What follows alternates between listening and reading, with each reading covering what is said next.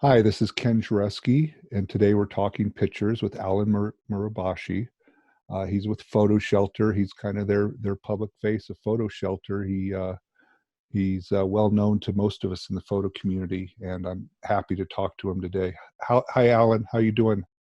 Doing okay, hanging out at my parents' home in Honolulu, fortunately. Oh, nice. That's wonderful. It's good to be with family. Yeah.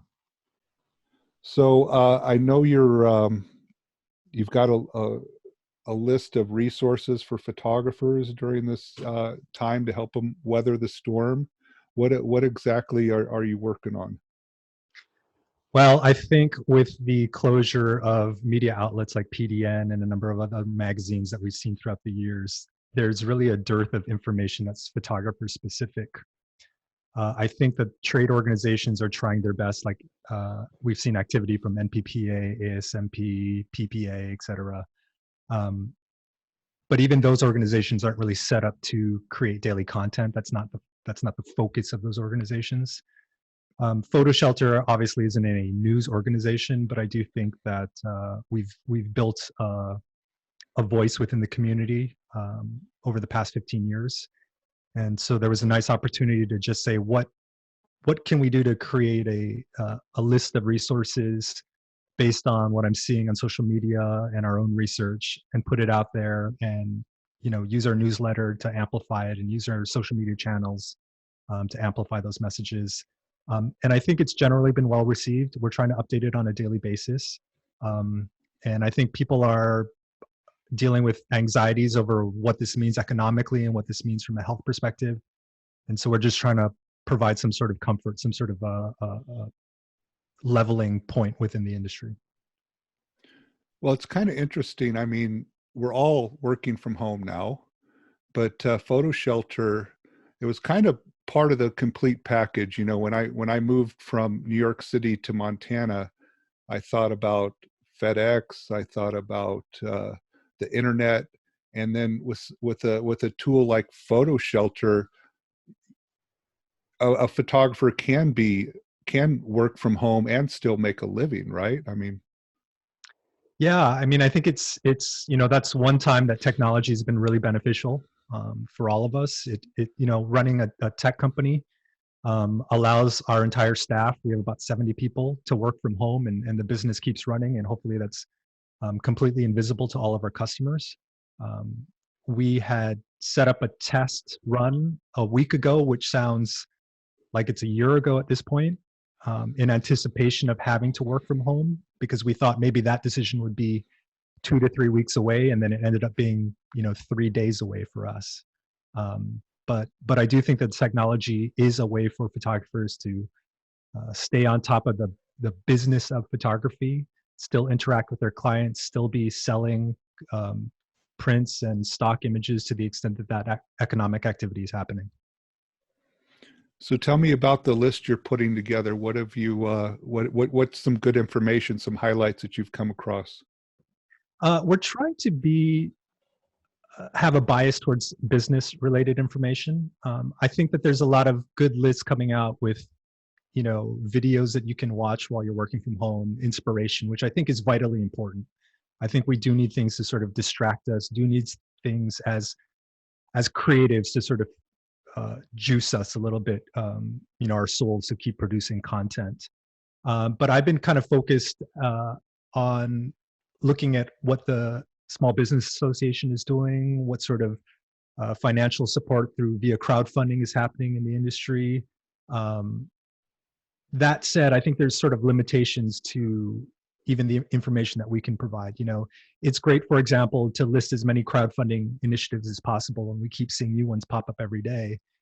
But at the end of the day, the impact to the industry is going to be so wide and hard, depending on the duration, that nothing short of a government intervention is really going to help. There's been a number of efforts to raise $25,000, $50,000 here and there, and with the intention of giving grants of up to $500 to photographers who are in financial straits. $25,000 at 500 bucks a pop, that's 50 people. I've seen on social media alone more than 50 people that say they have no work for the next 2 months. and $500 isn't going to pay the rent and buy them food and have them take care of their families. So as much as I love those types of efforts, I do think that we have to be sort of realistic about the situation that we're in. And it's scary. Honestly, it's scary. No, it breaks my heart to see so many people out there who could be at any stage of their career, and they all of a sudden their income has just been cut completely off. And you see them on Facebook, you see them on Twitter. And I don't, do you know anything about what the federal government is doing? Have you been able to garner any information on that with the SBA or loans or Uh, anything? so outside of the $1,000 check that Congress is talking about right now, I have been following the SBA announcements, and uh, I think the concern right now is that even when the SBA loans become available, they are still structured as a loan. This isn't free money for small businesses. And my accountant sent me some bullet points yesterday, and he essentially warned against being too optimistic about the availability of these funds because, for example, if you're a business that already has some debt, you might be breaking the covenants by taking more debt on through this loan. The government is also going to also ask for collateral. And in some cases, they will be asking for collateral in the form of real estate. So your home will be collateral against this loan. So now we're in a terrible position potentially of saying, okay, I need my photo business to survive, so I'll take this loan out, collateral my home against it, still have no business. Now you're out of a home. Now you have debt to the government. You'll have to go into bankruptcy. Like there's so many unknowns here, and I just would caution photographers. I think that there are steps that we can all take as business owners to really cut back on expenses. Um, and the sad thing is, even for photographers who have planned 6 months of ramp, I don't think any photographer really planned on 6 months of zero work, right? Freelancers No, are used no, to seasonality, right, but zero work, zero income, that's a completely different paradigm. right. What I mean, so I mean, I think we're in agreement. Loans aren't the answer, and they rarely are the answer. But is there anybody talking on a federal level about grants for artists or photographers or people that work out of their home that are? I mean, that's most of us basically work out of our homes. I think a lot of us have seen these cultural institutions like the Met saying they're closing down and they'll suffer losses up to 60 million. And again, I think that the government tends to think of industries and how they can help specific industries for better or for worse. That isn't going to help individual freelancers. That's not going to help individual photographers, right? It's great. Like, obviously, we need to save cultural institutions. They bring so much joy. They are a mental footprint of what culture is doing at any given time.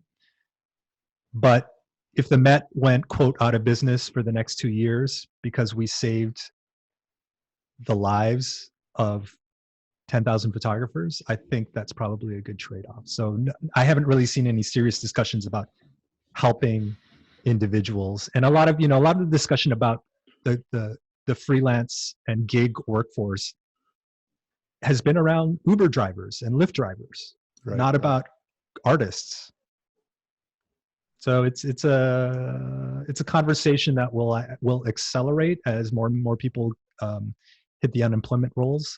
But it's going to take a massive effort overall in the country to solve this problem. Um, we, I mean, as a gig guy myself, uh, it's always, we've gone through the, we've gone through so many changes in the business in the last 20 years, and it's at some point it was just like you got to diversify, you got to have other sources of income. Um, do we see? Are you seeing any signs of like this attitude that we need to get our business house in order as a photography community. We can't just be living job to job anymore. Have you been seeing, is there talk like that out there? So I would go back to sort of the historical paradigm first, and I would say that, when you were seeing shifts in the industry starting 20 years ago, the shifts were happening slow enough that you could, for example, acquire a new skill set. We saw a lot of still photographers pick up video.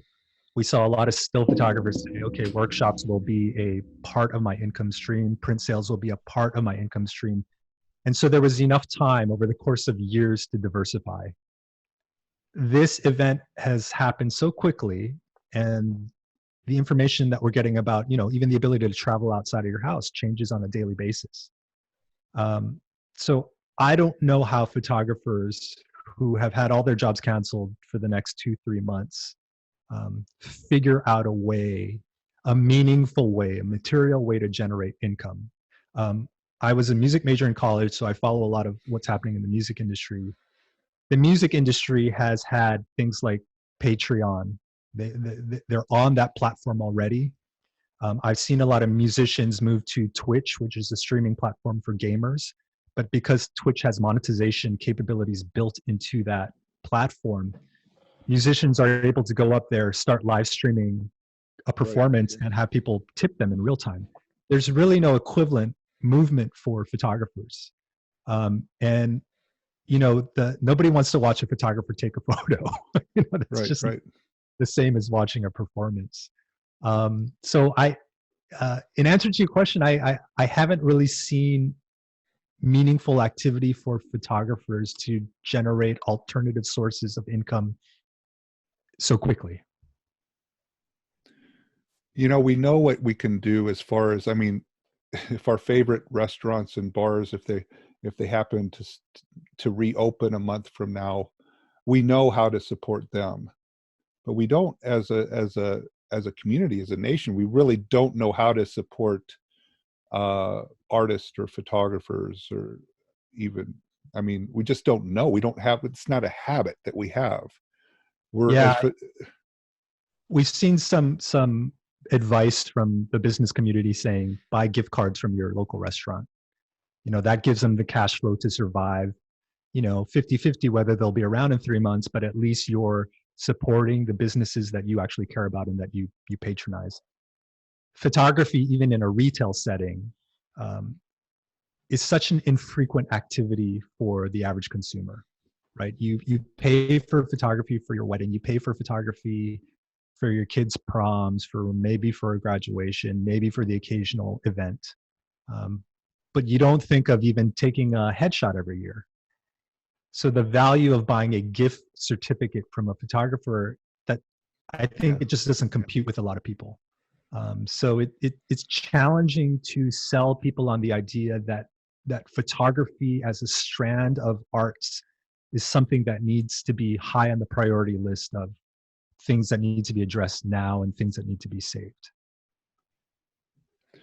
What you got to have some good news, right? Yeah, I've seen a few photographers organizing, Zoom conferences. It's an interesting time. Zoom stock went up 35% yesterday. Exactly. I think that we should resist the temptation to think that whatever content we're going to produce now is produced for the intent of going viral. Bad analogy to use that term, but we shouldn't be trying to go viral with these ideas that we have, socialization ideas that we have. We should be organizing group chats and Zoom happy hours for our mental and social health. And so to the extent that photographers say, hey, I know 20 people and I want to get them on a Zoom chat once a week, and let's just shoot the breeze a little bit, for 30 minutes and just say, hey, how you doing? How you doing? What are you doing? And maybe that little group says, give me your Venmo. I'm going to send you $20 so you can pay for lunch today. I think these small gestures are what will keep us sane, and in some cases keep us financially viable in the next few months. I think that photographers have to, as creative artists, continue to produce work. And that doesn't necessarily even mean go out and take photos, because you might not be able to do that. But it does mean, go into Photoshop and do something to the photos that you've been meaning to look at for the past 5 years because you never had time to actually look at the full take. So I do think it's vitally important to stimulate your creativity. I think it's vitally important to stay in touch socially with the people that you value in your life. I think it's important to make new connections. And to a certain extent, I'm an atheist, but I think we all need to say a little prayer and hope that the social distancing policies work, and hope that the federal government gets testing in place, and hopefully that this lasts more like 6 months rather than 18 months. Okay, so what you're saying, you don't really have any good news for me. Yeah, at this point, today I'm a little pessimistic.